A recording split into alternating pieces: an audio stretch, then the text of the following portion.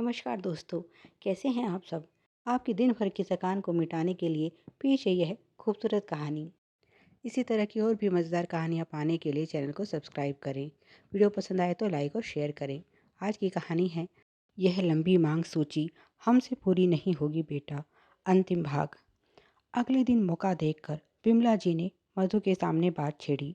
मधु, तुम्हें वह लड़का याद है जिसका रिश्ता तुम्हारे मामा जी लाए थे? वो वो क्या नाम था उसका? उन्होंने नाम भूलने का अभिनय किया तो मधु बोली, पारस जी। आप उन्हीं की बात कर रही हैं ना माँ? विमला जी बोली, हाँ, यही तो नाम था उसका। कितना सुंदर नाम है। लोहे को छू दे तो सोना बना दे। उस लड़के के बारे में तुम्हारा क्या विचार है? मेरा मतलब है, तुम्हें वह कैसा लगा? तुम्हारे मामा जी तो इस रिश्ते के लिए बहुत जोर डाल रहे हैं। मधु बोली, माँ, इस विषय में तो बहुत पहले ही हमारी बात हो चुकी है। पारस जी तो बहुत अच्छे इंसान लगे मुझे, पर उनके माता पिता का व्यवहार कितना अजीब था। ऐसे जता रहे थे जैसे उन्होंने यहाँ आकर हम पर कोई एहसान किया हो। उनके साथ निभाना बहुत मुश्किल है। फिर उनकी मांग भी तो आप सुन चुकी हैं। ऐसी जगह रिश्ता जोड़ने का क्या फ़ायदा जहाँ रिश्तों से ज़्यादा पैसे को महत्व दिया जाता हो। फिर ऐसे लोगों के लिए चाहे कितना ही कर लो, उनका मुंह खुलता ही चला जाता है। अब अगर शादी में उनकी मांगे हमने किसी तरह पूरी भी कर दी तो आगे और भी बहुत से अवसर आने हैं। आप लोग दे देकर थक जाएंगे, पर उनकी मांग कभी खत्म नहीं होगी।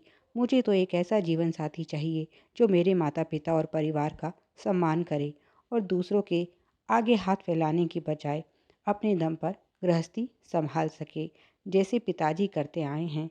आप और पिताजी मेरे आदर्श हैं। मैं चाहूँगी कि मुझ में और मेरे जीवन साथी के बीच वही तालमेल और प्यार हो जो आपके और पिताजी के बीच है। फिर जीवन में चाहे कितनी भी मुश्किलें आएं, सब आसान हो जाएंगी।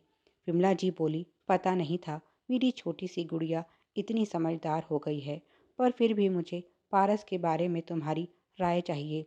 अगर उसके माता पिता के व्यवहार को हम कुछ समय के लिए नज़रअंदाज कर दे तो पारस के बारे में तुम्हारा क्या विचार है? मधु बोली, माँ, छोटी सी मुलाकात में किसी को भी समझना आसान नहीं होता। बाकी उनकी बातों से तो वह काफ़ी सुलझे हुए इंसान लगे।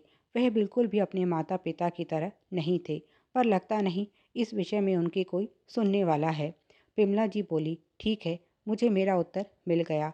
उन्होंने रात को टहलते समय सभी बातें प्यारे लाल जी को बताई तो उन्होंने फैसला किया कि बच्चों के सामने सब बताकर इस विषय पर अंतिम निर्णय लिया जाए। वे पारस की भावनाओं का आदर करते हैं, इसीलिए उसके साथ कोई नाइंसाफ़ी नहीं करना चाहते। जब उसने उन पर इतना भरोसा दिखाया है तो वह भी एक बार इस बारे में ज़रूर सोचेंगे। 2 दिन बाद इतवार था। सभी घर पर थे। दोपहर में खाना खाने के बाद पूरा परिवार साथ बैठा। प्यारे लाल जी ने वह चेक बच्चों के सामने रख दिया और उस दिन पारस और अपने बीच हुई सारी बातें बताई। नकुल बोला, माफ़ कीजिए पिताजी, मुझे तो यह सब ठीक नहीं लग रहा। पारस जी को अपने माता पिता को समझाना चाहिए।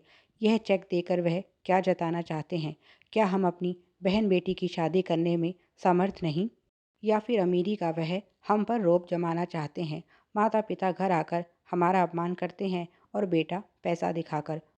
फ़र्क ही क्या है दोनों में? प्यारे लाल जी बोले, नकुल शांत हो जाओ।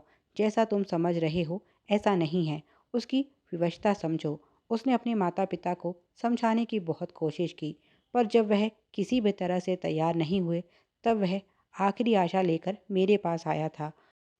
इसमें भी उसने कहा है कि मधु की राय बहुत मायने रखती है। मधु बोली, अगर ऐसा ही है तो मेरी ओर से साफ इनकार है। विमला जी बोली, गुस्से में लिया गया फैसला कभी सही नहीं होता बच्चों। मीरा बोली, माँ, आपकी बात सही है, पर क्या पिताजी आप ऐसा करेंगे? मुझे तो ऐसा नहीं लगता। प्यारे लाल जी बोले, यही तो समस्या है। पारस से मिलने के बाद मुझे यकीन हो गया है मधु उसके साथ सुखी रहेगी, पर मैं यह पैसे भी नहीं लेना चाहता। नकुल बोला, फिर तो यह रिश्ता संभव ही नहीं। विमला जी बोली, दृढ़ इच्छा शक्ति हो तो बेटा सब संभव है। मेरे विचार में हमें तुम्हारे मामा जी से बात करनी चाहिए। हम शादी अपनी हैसियत के अनुसार करेंगे और यह पैसे पारस के माँ बाप को दे देंगे। इस तरह उनकी मांग भी पूरी हो जाएगी और हमारा स्वाभिमान भी रह जाएगा।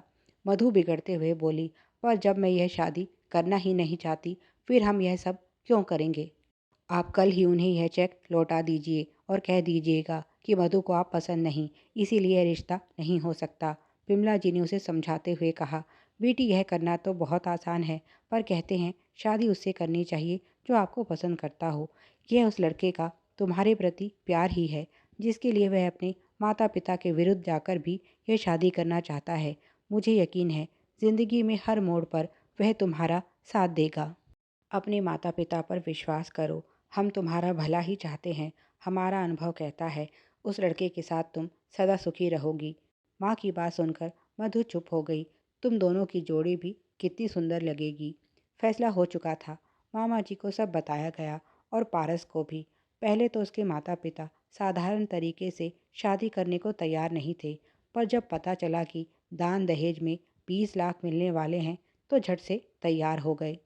मामा जी ने भी उन्हें समझाया कि आप लोगों को लोग दिखावे से क्या लेना देना। आपकी इच्छा तो लड़की वाले पूरी कर रहे हैं, अब ज़्यादा ना नुकुर मत कीजिए। इतना अच्छा रिश्ता बार बार नहीं मिलता। जितना आपने सोचा था उससे तो कहीं ज़्यादा मिल रहा है। वैसे तो शादी धूमधाम से भी हो सकती थी, पर मेरे जीजाजी बहुत सादगी पसंद है और दहेज के सख्त विरोधी। फिर घर में दूसरी बेटी भी है। वह तो मेरी बहन के समझाने पर वह बड़ी मुश्किल से इस रिश्ते के लिए तैयार हुए हैं, वरना रिश्तों की कमी नहीं है। घर देखकर आप उनकी हैसियत को मत तोलिए। घर में 4-4 तनख्वाह आती हैं, बताइए उन्हें किस चीज़ की कमी है। बस परिवार ही सीधा सादा और भोला भाला है, दिखावे से ज़रा दूर ही रहते हैं मेरी जीजी और जीजा जी। वह तो उन्हें पारस बेटा कुछ ज़्यादा ही भा गया है। फिर बेटी के सुख के लिए माता पिता नहीं सोचेंगे तो कौन सोचेगा? फिर इसमें भी आपका ही फ़ायदा हुआ। जो पैसा शादी की चमक धमक में खर्च होता वह अब आपके हाथ में आएगा। पारस की माँ बोली, यह तो सही कहा भाई साहब आपने। लोग बहुत नासमझ हो गए हैं, बहुत फिजूल खर्ची करते हैं शादी के नाम पर हमारे समधी समधन तो समझदार निकले। हम भी ज़्यादा दिखावे के पक्ष में नहीं। जैसा उन्हें सही लगे वैसा करें। आखिर बेटी की शादी को लेकर उनके भी तो कुछ अरमान होंगे। हम कौन होते हैं उनका हाथ रोकने वाले? अच्छा ही है जो बेटी को बेकार का सामान ना देकर पैसा दे रहे हैं। आगे उनकी बेटी दामाद के ही काम आएगा। हम तो उनकी सोच के कायल हो गए। जैसी इच्छा हो वैसा करें। हमारी तरफ से उन्हें शिकायत का मौका नहीं मिलेगा। प्यारे लाल जी और विमला देवी ने संतोष के साथ बेटी को विदा किया। पारस भी उनकी समझदारी पर बहुत खुश था। उन्होंने उससे मदद लेकर भी नहीं ली। उसके माता पिता भी इस तथ्य से अनभिज्ञ कि उन्हें जो पैसा मिला है वह उन्हीं का है, बहुत खुश थे। इस शादी में सभी अपने अपने कारण से खुश थे। पारस और मधु ने बड़ों के आशीर्वाद के साथ अपने नए जीवन में प्रवेश किया, जहाँ ढेरों खुशियाँ उनके इंतज़ार में थी। कहानी कैसी लगी कमेंट करके ज़रूर बताएं। वीडियो पसंद आया तो लाइक और शेयर करें। Please like share and subscribe. Thanks for watching.